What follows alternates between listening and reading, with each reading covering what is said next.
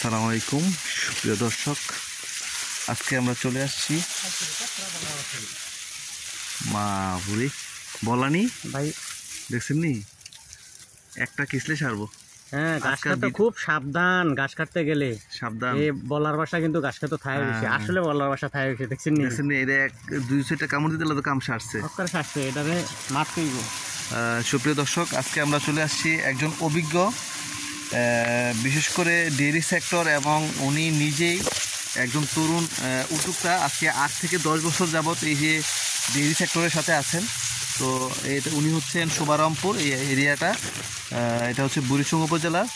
সালাউদ্দিন ভাই, মীর সালাউদ্দিন ভাই। আজকে আমি ওনার কাছ থেকে আপনাদের অনেক কিছু শেয়ার করব।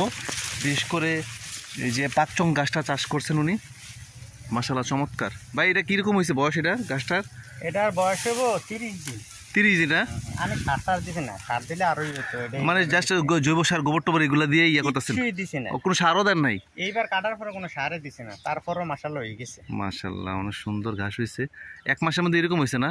হ্যাঁ হ্যাঁ, 1 মাস। এটা আরো বড় হইতো যদি সার দিতাম, আরো কালা, একদম কালো থাকতো। আচ্ছা আচ্ছা। এখন সার না দেওয়ার হয়তো একটু শক্ত হয়ে গেছে। তো আমাদের যে চপার মেশিন না, হ্যাঁ হ্যাঁ হ্যাঁ, ওই মেশিনে একবারে ঢুলে লেবে, একবার স্লাইস করে একটু ছোট ছোট স্লাইস করে দিবে না? হ্যাঁ আচ্ছা আচ্ছা।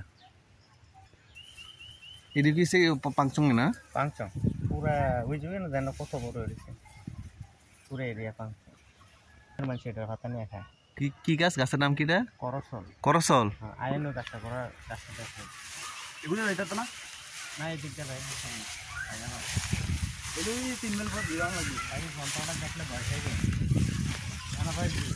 তারা যে একটা খায়, আরে খাইছে কোন কি? বিশাল বিশাল দাঁড়ায়, এটা আমরা মারি না। এটা ধরেন আমরা হালি তো